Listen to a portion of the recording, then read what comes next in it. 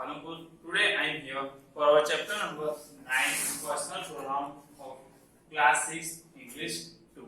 Okay students, हम इस chapter को पढ़ते हैं, हम देखते हैं कि यहाँ पे तो आपको पर्सनल प्रोनाउंस आपको बताए गए, इसके जो कुछ रूल्स है सबसे पहले हम उस पर ध्यान दे देते हैं। वो स्टूडेंट्स क्या है, यहाँ पे आपको एक टेबल बताया गया है, the subject and the object form of pronoun are shown in the table. आपको इसको क्या बताया गया है, यहाँ पे सब्जेक्ट और ऑब्जेक्ट फॉर्म का आपको एक टेबल बताया गया है, वो हम उस टेबल को देख लेते हैं। अब ऑब्जेक्ट में सबसे पहले क्या है, सब्जेक्ट में क्या है आई, तो वहीं ऑब्जेक्ट में क्या होता है मी, सब्जेक्ट वी, तो यहाँ पे ऑब्जेक्ट क्या होता है अस। सब्जेक्ट का अगर यू है तो उसके सामने यू का क्या रहेगा बेटा, ये सेम रहेगा, यू का यू ही रहेगा।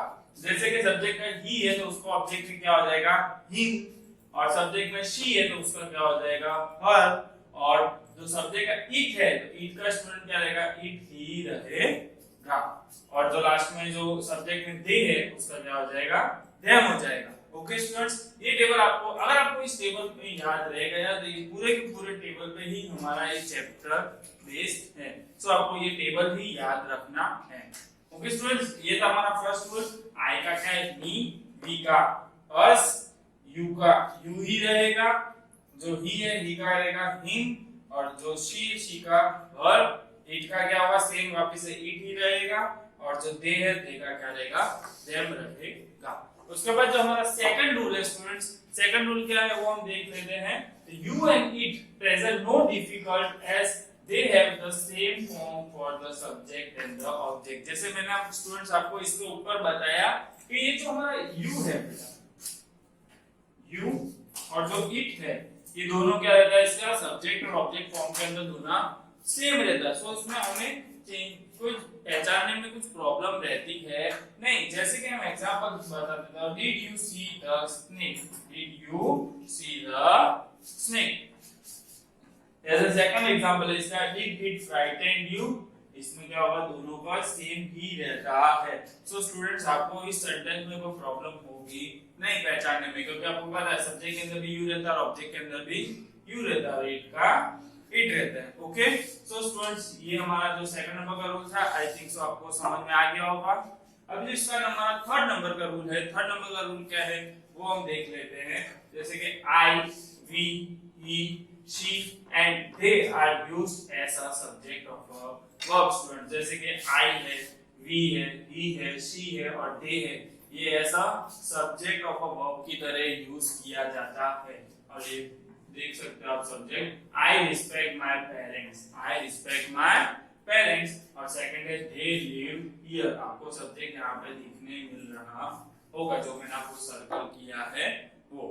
ओके, ये जो आई, ही, शी, दे है वो ऐसा सब्जेक्ट ऑफ अ वर्ब की तरह यूज होता है स्टूडेंट्स। और जो सेकंड है me, us, him, her and them are used as a object of a verb, और ये किस तरीके से ऑब्जेक्ट ऑफ अ वर्ब की तरीके से यूज होता है। जैसे मोहन सॉ हर, तो हर क्या है हमारा यहाँ पे ऑब्जेक्ट की तरह यूज करा गया है।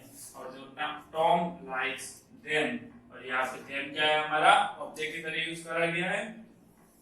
तो मैंने आपको सर्कल करे, आपको देख सकते हो। आपको मैं वापस से ये एक बार रूल वापस से समझा देता हूँ। Me, us, him, her and them are used as an object of a verb। आपको ये वर्डिंग्स याद रखने के कौन कौन से वर्ड ऑब्जेक्ट के लिए यूज होते हैं, कौन कौन से वर्ड सब्जेक्ट के लिए यूज होते हैं। जो उसके नीचे का रूल है वो हम देख लेते हैं। The subject form is used after the special verb. अब आपको एक चीज याद रखना है, जो स्पेशल फॉर्म है हमारा, तो वो हमेशा जो सब्जेक्ट फॉर्म है वो किसके बाद यूज होता है, हमेशा स्पेशल वर्ब के बाद यूज होता है। जैसे हमारा के सब्जेक्ट फॉर्म के वर्ड कौन कौन से थे, आई, वी, ही, शी, दे थे, और साथ में यू और इट, तो आपको पता है सेम नहीं होता है। तो ये आपको यहाँ पे बताया गया है स्पेशल वर्ब के बाद यूज होता है। अब स्पेशल वर्ब कौन कौन से student, is, am, are, was, were. आपको याद रखना है कि जो हमारा सब्जेक्ट फॉर्म है वो हमेशा स्पेशल वर्ब के बाद ही यूज होगा। जैसे कि it was he who choose this colours. अब आपको इसमें स्पेशल वर्ब कौन सा है, आपका वाज। स्पेशल वर्ब क्या है, वाज, और वहां क्या बोलेगा उसके बाद ही हमारा सब्जेक्ट फॉर्म यूज होगा। तो उसके बाद हमारा सब्जेक्ट फॉर्म क्या है, ही।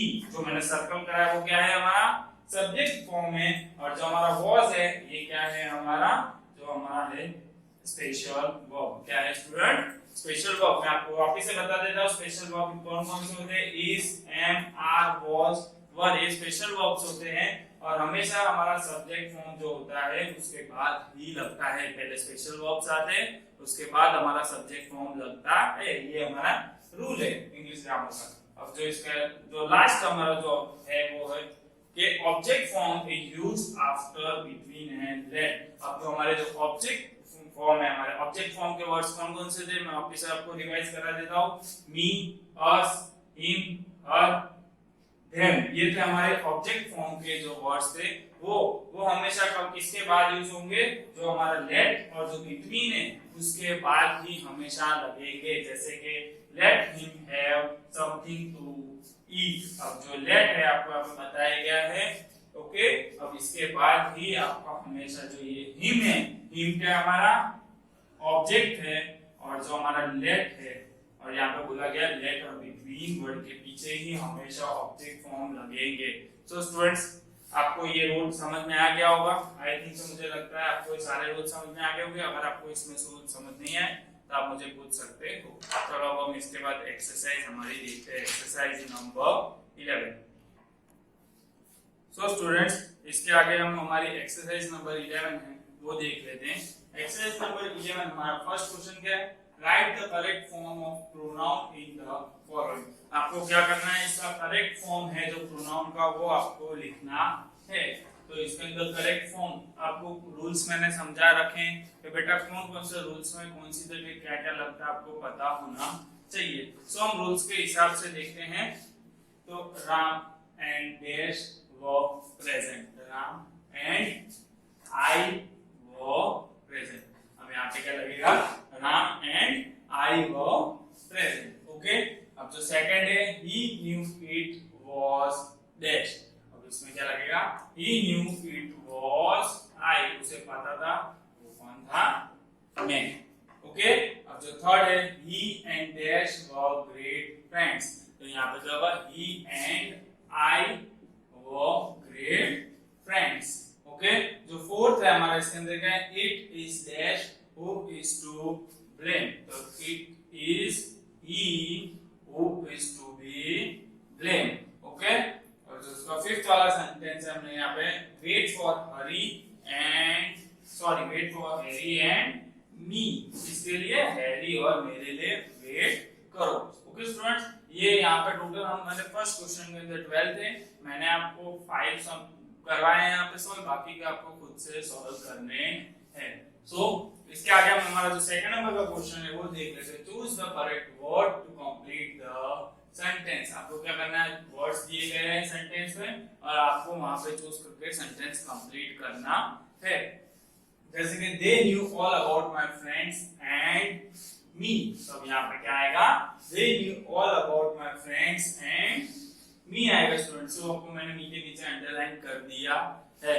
और उसके बाद जो हमारा सेकंड सेंटेंस है I came here with Manu and her. क्या लगेगा यहाँ पे? आई केम हियर, एक मिनट स्टूडेंट्स, हाँ ओके कंप्लीट है। अब यहाँ पे क्या लगेगा? I came here with Manu and her. तो मनु के साथ और उसके साथ आई थी, ओके। अब जो हमारा थर्ड सेंटेंस है go and see him in the park. अब यहाँ पे क्या लगेगा? हिम लगेगा। क्या लगेगा यहाँ पे? हिम लगेगा, ओके। जो लास्ट में अभी हमारा यहाँ पे फोर्थ सेंटेंस है लेट मोहन एंड मी। यहाँ पे आई लगेगा, नहीं क्या लगेगा? Let Mohan and me stay here, okay. और जो हमारा लास्ट में आएगा let you and me be friend. इसमें भी आई लगेगा, नहीं इसमें क्या लगेगा? मी लगेगा, ओके स्टूडेंट्स। सो आपको मैंने इसमें भी 5 करा है, इसमें भी टोटल आपके कितने 18 हैं। मैंने 5 करा दिए हैं, बाकी को आपको खुद से घर से सॉल्व करने हैं। ये थी आपकी एक्सरसाइज नंबर 11। अगर आपको इस चैप्टर में कुछ भी प्रॉब्लम हो तो आप मुझे पूछ सकते हो, ओके स्टूडेंट्स। Thank you.